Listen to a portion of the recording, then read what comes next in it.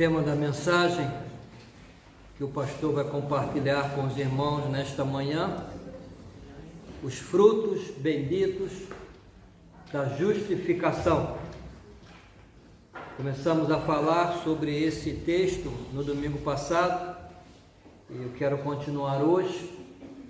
Romanos 5, versículos 1 e 2, a palavra de Deus diz assim: tendo sido, pois, justificados pela fé, temos paz com Deus, por nosso Senhor Jesus Cristo, pelo qual também temos entrada pela fé a esta graça, na qual estamos firmes e nos gloriamos na esperança da glória de Deus.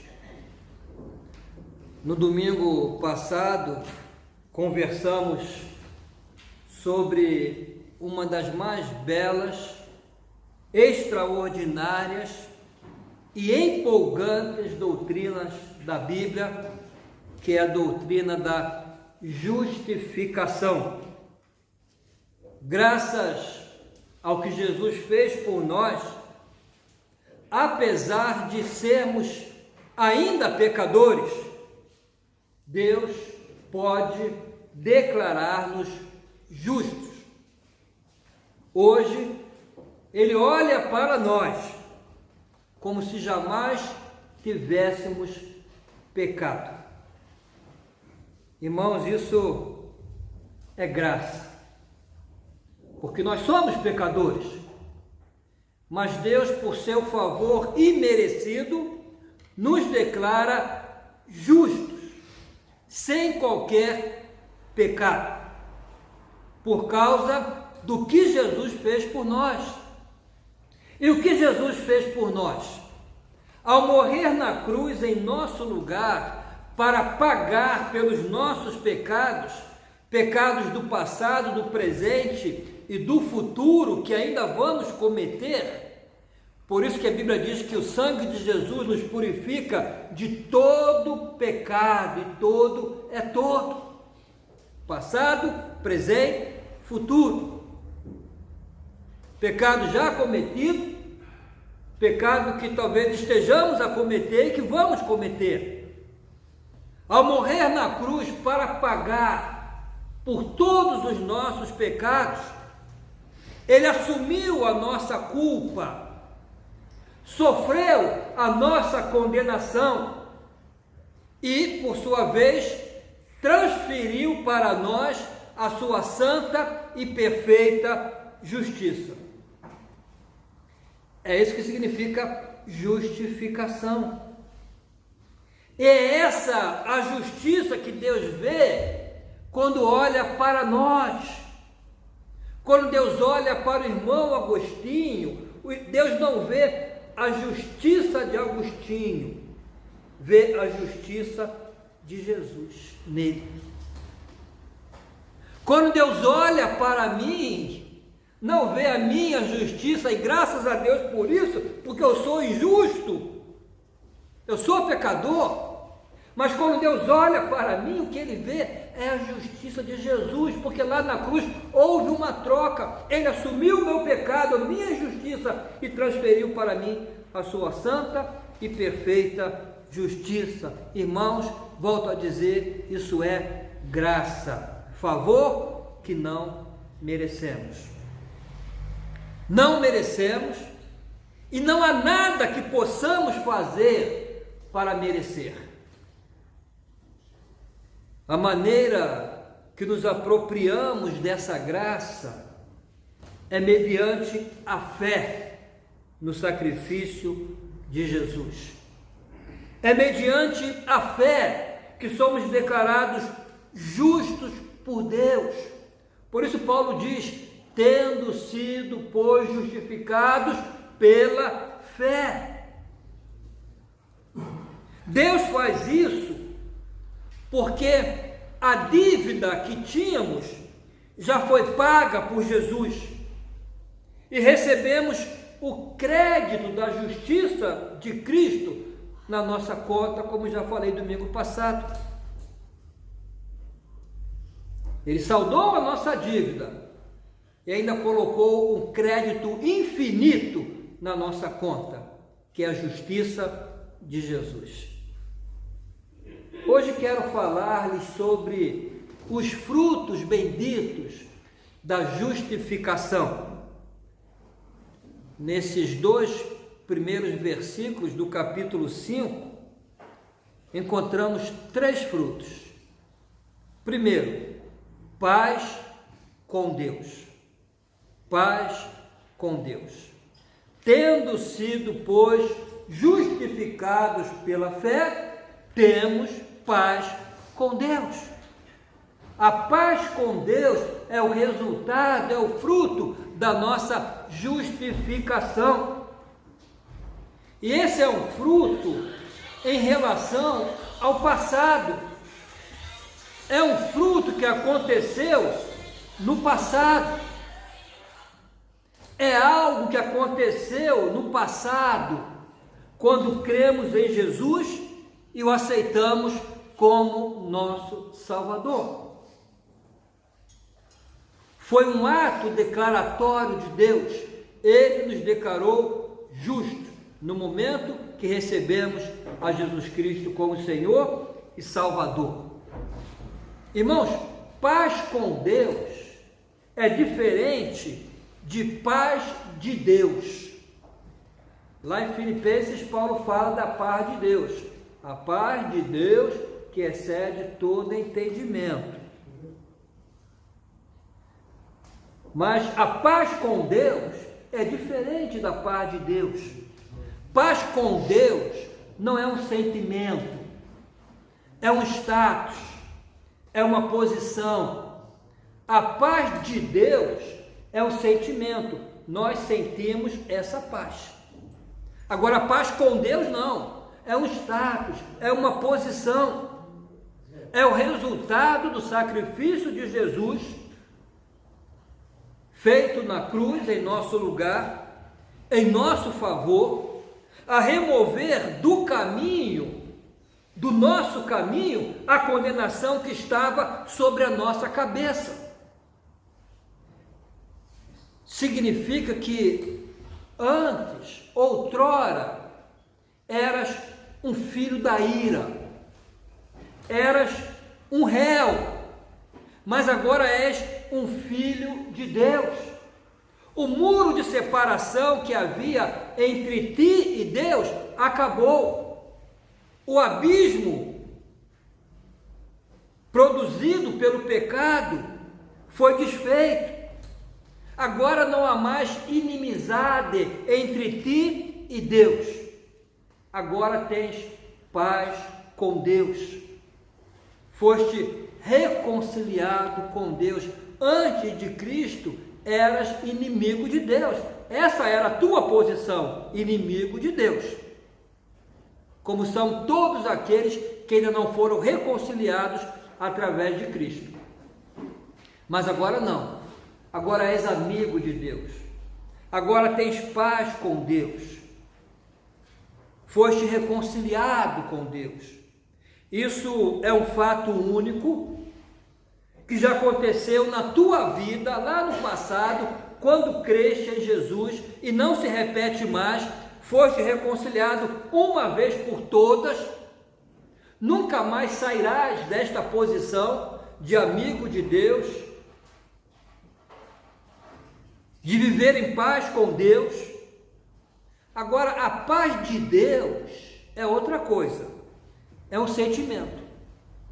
Podes ter um pouco mais hoje, um pouco menos amanhã. A paz de Deus é variável, é um sentimento. Depende do nosso relacionamento com Deus. Mas a paz com Deus é um status. É uma posição que passaste a ter no momento que foste reconciliado com Deus. Aconteceu no passado. E quem tem essa paz nunca mais perderá essa condição. Nunca estarás em guerra com Deus. Ele nunca será contra ti. Tu não estás salvo hoje pela manhã e deixa de ser salvo logo mais à noite porque pecaste, não. És salvo hoje, amanhã não, não. Essa reconciliação é para sempre. Mas se pecar, perde a paz de Deus. A paz de Deus. Mas nunca a paz com Deus. Deus jamais se tornará teu inimigo porque pecaste contra Ele. Ele vai ficar triste contigo, vai disciplinar-te. Um pai disciplina um filho desobediente, mas jamais deixa de ser pai. Jamais torna o filho inimigo seu. Porque foste justificado mediante a fé, tens paz com Deus. O teu status, tua posição é de uma pessoa que está em paz com Deus. Deus está do teu lado, nunca contra ti. Por isso Paulo diz: se Deus é por nós, quem será contra nós? Ainda que peques, não precisas ter medo de Deus, porque teu status é de paz com Deus. Agora, irmãos, não confundir medo de Deus com temor a Deus. Temor a Deus nós temos, mas temor não é medo.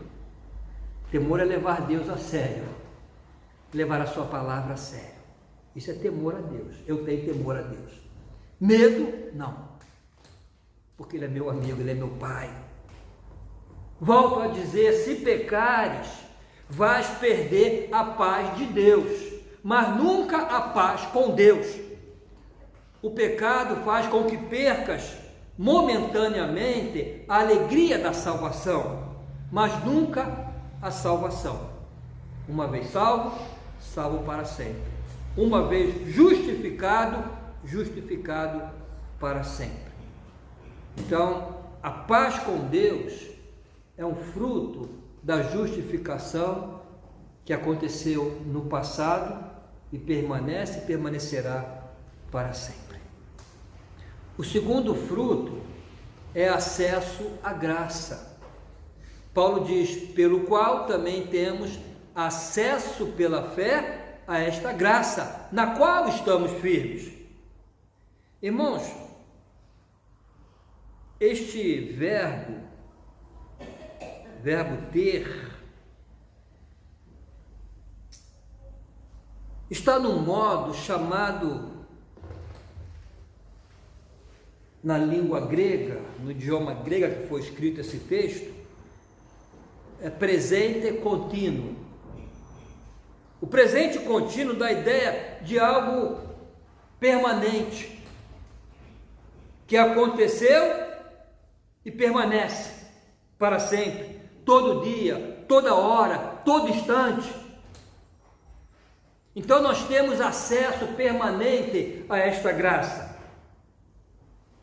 E esta palavra acesso, no idioma grego, tem 3 significados. Primeiro, o significado de introduzir alguém no palácio diante da realeza. Introduzir alguém na presença do rei. Não tens necessidade de marcar uma audiência com Deus para daqui a 2 dias, para daqui a 3 dias, para daqui a 1 mês, para quem sabe no ano que vem, não. Já foste introduzido à presença de Deus, tens acesso. Deus não impede o acesso de nenhum de seus filhos a Ele, na hora que quiser, onde estiver e como estiver. Os filhos de Deus têm livre acesso à presença de Deus a qualquer hora, a qualquer instante. Pode estar lá na ducha, debaixo da ducha, banhar-te, e pode falar com Deus. Tens acesso a qualquer hora, a qualquer instante. Não só aqui no templo, Mas no teu quarto, na cozinha, no carro, no monte, na praia, os filhos de Deus têm livre acesso à presença de Deus a qualquer hora, a qualquer instante. Segundo significado desta palavra acesso, também significa aproximação para adorar a Deus. Agora nós temos liberdade para aproximarmos-nos de Deus, para adorá-lo. No Antigo Testamento não era assim. Lá no templo havia um lugar chamado Santo dos Santos, lugar santíssimo, e havia um véu que cobria aquele lugar. Só quem podia passar pelo véu era o sumo sacerdote. Pessoas como nós não tínhamos acesso ao santíssimo lugar para adorar a Deus. Mas quando Jesus morreu, o véu do templo se rasgou de cima ou de baixo para cima? De cima para baixo, porque foi um ato de Deus. Foi um ato de Deus. Esta cortina tinha 5 dedos de espessura, era assim. Representava que daqui para dentro não podias entrar, somente o sumo sacerdote, e uma vez por ano. Não era qualquer momento, não. A glória de Deus estava do outro lado da cortina, do outro lado do véu. Não podias entrar nesse lado. Se entras, morre. Mas agora tu és um sacerdote. Todo crente é um sacerdote real. Podes entrar no Santo dos Santos para adorar a Deus, e Deus aceita a tua adoração. Tens livre acesso ao lugar santíssimo para adorar a Deus. Terceiro significado desta palavra também indicava a chegada de um navio dos mares turbulentos da vida ao porto seguro. Irmãos, a língua grega, o grego koiné, daquela época, era muito rica. Então essa palavra significava também isso.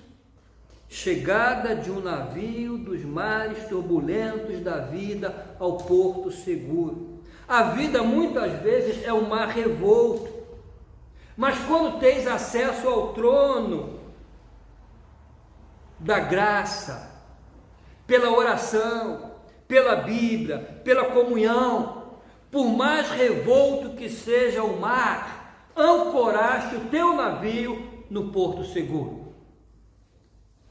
Então este é o segundo fruto bendito da justificação. É o fruto em relação ao presente. Tens livre acesso à graça, ou ao trono da graça de Deus. Por isso o escritor aos Hebreus diz que nós devemos chegar-nos com confiança ao trono da graça, para recebermos misericórdia e graça no tempo oportuno. E o terceiro fruto da justificação é a esperança da glória. Esperança da glória. E nos gloriamos na esperança da glória de Deus. Então já vimos o fruto em relação ao passado. Temos paz com Deus. Temos paz com Deus, desde que aceitamos a Jesus. Em relação ao presente, temos acesso à graça, ao trono da graça, à presença de Deus, livre acesso. Em relação ao presente, esse fruto. Em relação ao futuro, esperança da glória. A Bíblia, irmão, chama a morte de o rei dos terrores. A morte impõe medo. Tem gente que treme só em ouvir falar de morte. Até crente eu conheço que treme. Por isso que a Bíblia diz que a morte é o último inimigo a ser vencido. Mas o cristão verdadeiro, aquele que sabe que já foi justificado mediante a fé em Jesus, tem outro entendimento da morte. A Bíblia diz que quando Jesus morreu, ele entrou nas entranhas da morte e, irmãos, matou a morte, aniquilou a morte. De que maneira? Diz a Bíblia que ele arrancou o aguilhão da morte, arrancou o poder da morte, o triunfo da morte. E agora o apóstolo Paulo, como que a personalizar a morte, olha para a cara dela e diz: onde está, ó morte, a tua vitória? Onde está, ó morte, o teu aguilhão? O aguilhão da morte é o pecado e a força do pecado é a lei. Mas, graças a Deus, que nos dá a vitória por intermédio do nosso Senhor Jesus Cristo.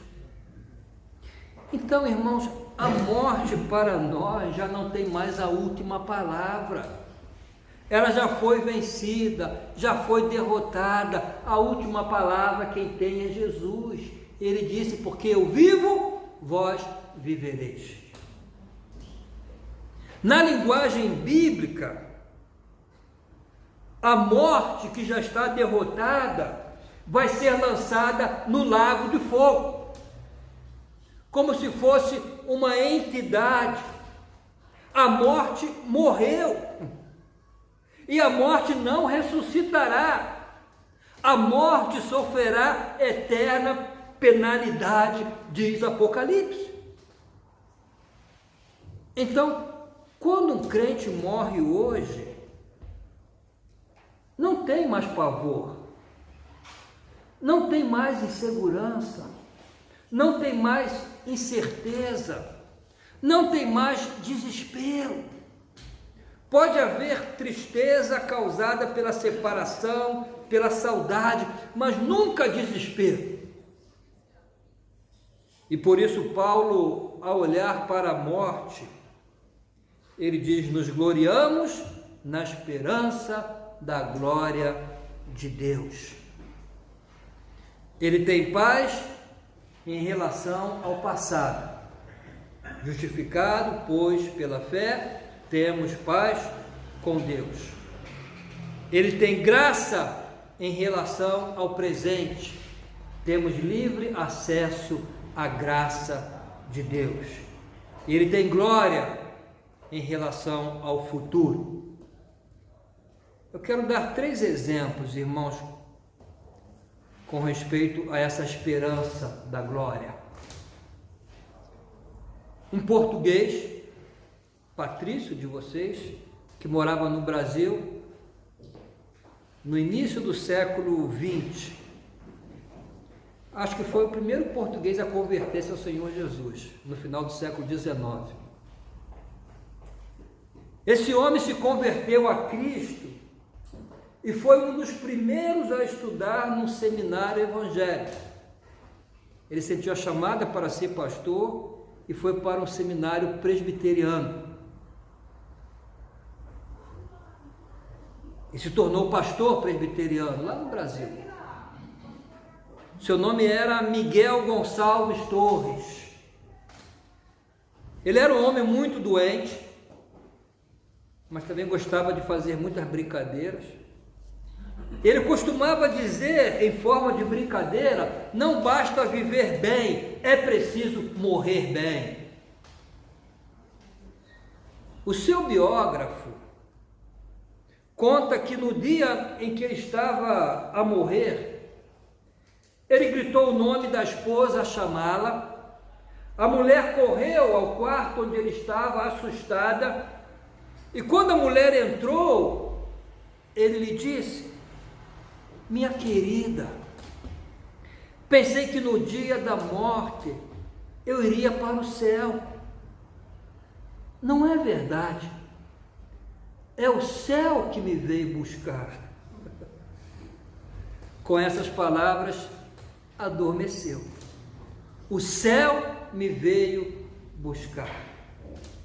Esperança da glória de Deus. Segundo exemplo, o grande evangelista Dwight Moody, dizem os seus biógrafos que quando morreu, as últimas palavras dos seus lábios foram estas: afasta-se a terra, aproxima-se o céu, estou entrando na glória. É essa a certeza, é esse o consolo. Terceiro exemplo, pastor Mauro Israel Pinheiro, foi meu professor no seminário, um grande homem de Deus, um dos maiores pastores que eu conheci. Esse pastor estava a enfrentar um câncer terminal, isso foi no final dos anos 90, início do ano 2000, pouquíssimas esperanças de sobrevivência. Apesar disso, a igreja orava por um milagre, orava pela cura, mas ele morreu, faleceu. Na última visita que recebeu da esposa, ele mandou a esposa dizer o seguinte à igreja: diga-lhes que agradeço muito pelas orações, mas estou em dúvida sobre o que quero, porque se Deus me curar, a igreja verá a glória de Deus, mas se não me curar, eu verei Deus na glória. E foi o que aconteceu.